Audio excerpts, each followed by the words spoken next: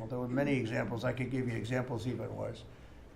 He said, no, no, no, I will not do that. And I said, yes, you will, 100% you'll do it. He said, no, I won't do that, Donald. You're asking me to double the cost of our prescription. We will not do that. I said, look, you've been ripping us off now for decades. We're not going to do it anymore. You can do it under Biden and Obama and other people. You're not going to do it under us. We won't do it. I said, well, if you don't do it, I'm going to charge you a 25% tariff on all of your wine, champagne, and everything else you sell into the United States. He said, like I said, I will do it. And that was the end of the conversation, right? That was the end of the conversation. So now we have favored nations that everybody said would be impossible to get. And I then had the same conversation with 15 other countries. Every one of them agreed. After a short conference, they all said no. And then within a matter of seconds, they said, we would be very happy to do that. Thank you for asking in such a nice way. And it's, you know, it's a great achievement. I think it's going to be one of the best achievements we've had in this country in a long time. So we're going to be knocking drug prices down at levels never seen before. I want to thank the drug companies because once they agreed, they really did. They felt it was very unfair.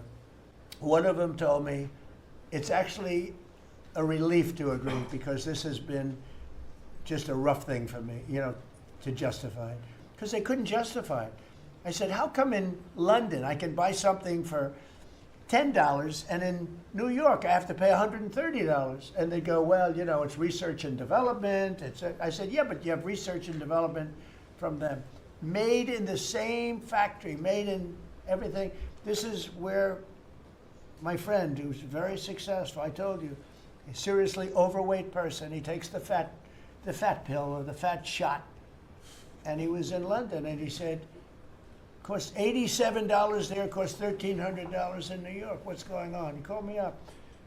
And I mean, I knew that, but he put it in a very blunt way. I've known him a long time. He's a crude individual, but smart as hell, made a lot of money. But he just thought it was sort of ridiculous. He happened to be in London and he got the shot, you know, Ozempic, I think, or one of them. And I told him it wasn't working. It was, for him it didn't work. But he brought up a good point. It didn't work. I told him, he knows who I'm talking about. He's going crazy. He begs me not to mention it. He's not talking about me, ladies and gentlemen. No, it's not our great vice president. No, but he begs me not to mention his name because he's become very famous without mentioning his name. And he is actually a very well-known business person. But he did make a point. But I knew the point very well. We were always paying far more than any other nation. We were subsidizing the world. Right now, there's no more of that. So we're going to be bringing the drug prices down at numbers never seen before. It's going to have a huge impact, positive impact on healthcare. So with that, we are going to ask a couple of people to say a few words. We're not going to go through the whole table because the last time we had a press conference, it lasted for 3 hours. And some people said he closed his eyes. Look, it got pretty boring. In all fairness, I love these people. I love these people. But there's a lot of people. It was a little bit at the boring side. But I didn't sleep. I just closed them because I wanted to get the hell out of here. Some of them, I didn't sleep, by the way. I don't sleep much, let me tell you. But you know, it's funny. Some of them got me in a blink. You know, when you go like, you know, and they took me as at the closed segment of my cycle. And they said he's sleeping. And besides that, Marco, between these two guys, if I was sleeping, they'd be waking me up very fast. They'd be knocking me, come on, you got to wake up, boss.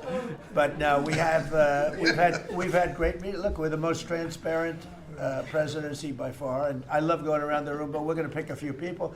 I think I would like to ask Steve if he could just give us a brief description of how well we're doing in the Middle East, because we have peace in the Middle East now. There's a couple of little minor flames that we put out very easily. And very importantly, we got our last hostage back, which is incredible. Unfortunately, this